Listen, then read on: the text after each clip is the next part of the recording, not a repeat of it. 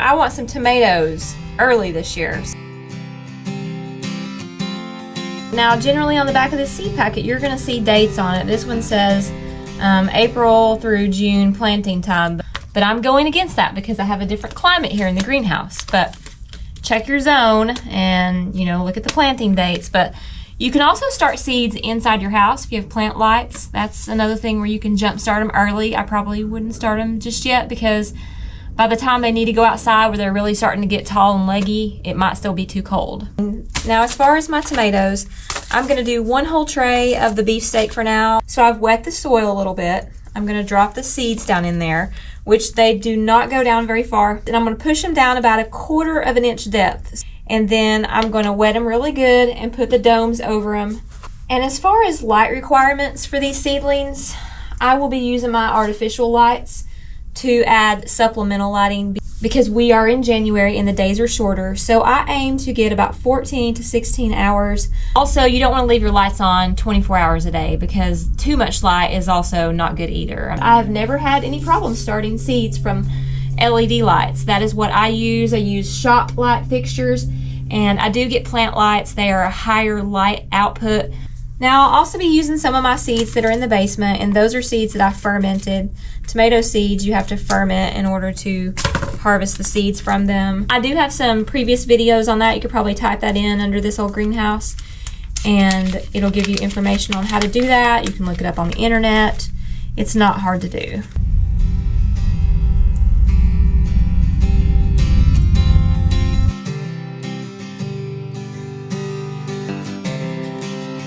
Now, I always label my plants because as they start growing and you start moving things around, you might forget what's what, and I've done that before until I put them in the garden and then they start popping up. I'm like, oh, that's what that is. I thought it was something else.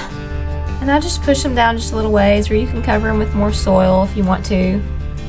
I'm going to put the domes on these plants until the seedlings start coming up, and then I'm going to take the domes off because seedlings need a lot of airflow.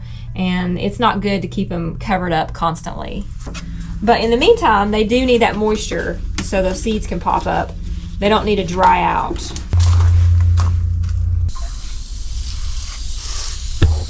All right, on to the flowers. I'm going to start a tray of petunias because I hope to use those up front in my landscaping. So I'm going to use these. As far as depth goes, it says barely press in, so they're just right on top of the soil. These take 60 to 70 days to bloom, so I'm going to go ahead and do these. And I've got several packets of these, so I'm going to just be doing quite a few trays. I'm going to go all the way across the top. And I'm also going to do impatiens, and I've got some pansies too. We'll throw some of those in. Oh wow, these are super tiny. Oh my goodness, I don't know if you guys can see those, but wow, they are just really, really, really tiny. And that is why you just barely press them in. The size of the seed, I would say, is about the depth that it needs to go in. Maybe just a little bit more, but they're super tiny. And you got to be careful with watering these small seeds. They can really get drowned out. So I would use like a fine mist or a light sprayer for a little while till they start getting some size on them. And I just kind of broadcast these out a little bit. I probably honestly should have got a couple more packets because there really wasn't a whole lot in this pack. And a little tip that I'll give you guys on what I do on some of these really tiny minuscule seeds, I take like a sifter, like a flour sifter.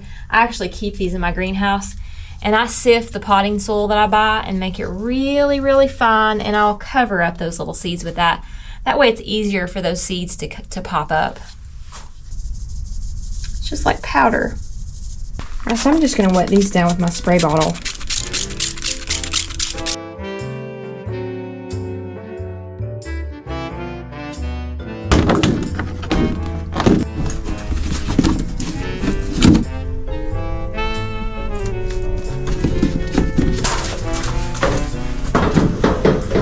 Alright, so I got these lights on. I'm going to work on moving them down. You want to put your lights right over the top of your seedlings.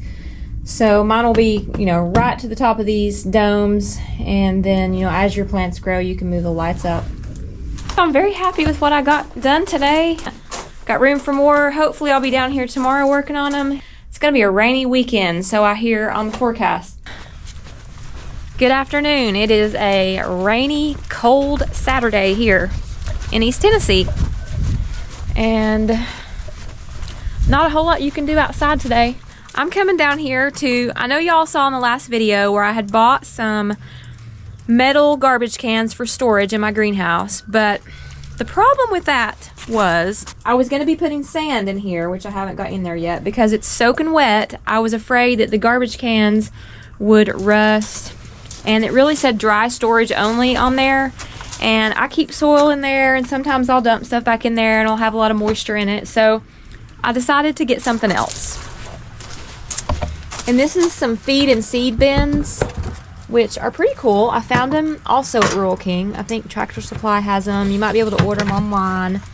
But they have twists on lid and little locking mechanisms, which I wouldn't have to have that. But if you were wanting to keep like critters out of your feed, perfect for that. And I won't have to worry about having wet sand in there, wet soil. But most of the time, I'll probably leave the lid off the soil just so it doesn't like mold. But I'm going to try these out. I'm going to get something to sit them on down at the shop, so I'll meet you guys back in the greenhouse. This is what I've got so far. I think this is going to work out pretty good. I'm going to go ahead and get my sand and my soil put in these.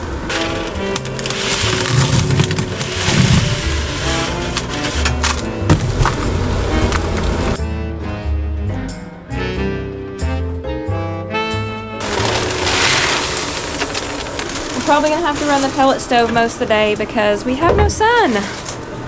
But they did say the rain was gonna ease off this evening, so I don't know. I may just leave it running today. It's nice and toasty in here. My husband brought the sand in here, so this was a 5-gallon bucket's worth of sand, and this is a 17-gallon container. So this sand will last me quite a while. Like I said, I use it mostly for repotting all of my succulents, cactuses, and things like that. I do have some pots out in the yard that I keep succulents growing in. Some of the winter hardy ones, sedums, and I'll use it for that too. What's that?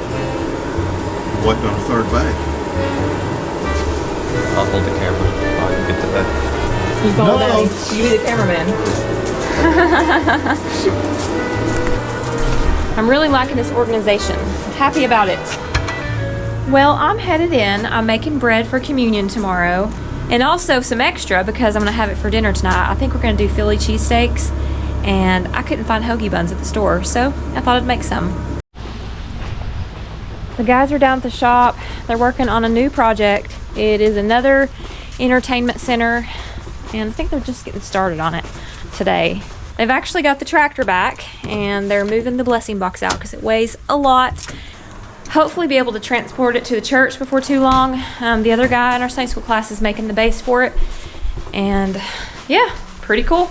All right, like always in the winter, I have my bread sitting in here because that thing keeps it warm and rising really well.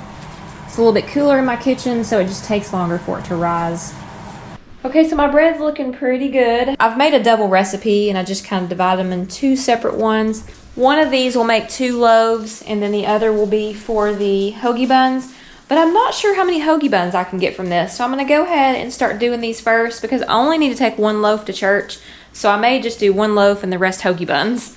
Now for the second proofing of these hoagie buns, I'm going to do this on a cookie sheet, and I'm going to use parchment paper because I've used parchment paper for other types of bread before, and I think that'll work. I've seen people like sprinkle cornmeal, but this is the way I'm going to try it.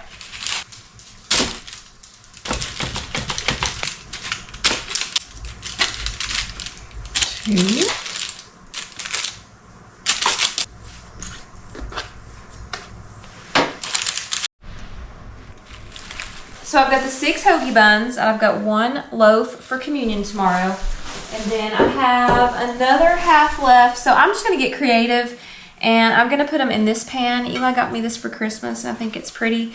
So I'm just gonna make some little round rolls, like you would make ham rolls with, but I'm gonna put the Philly cheesesteak in them, so we're gonna do them that way.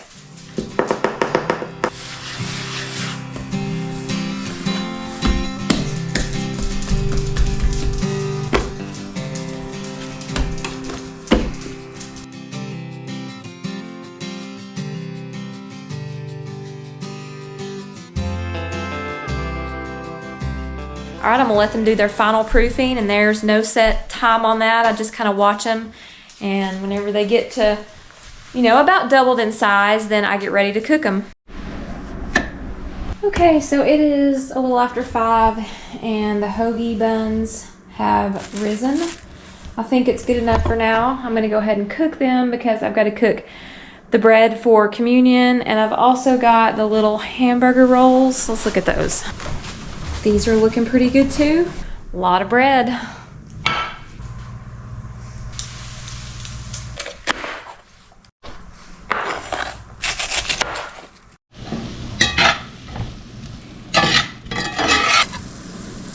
Here's the final result of these hoagie buns, and they look pretty good. I hope they taste as good as they look. And there's the rolls. And next in the oven is the communion bread.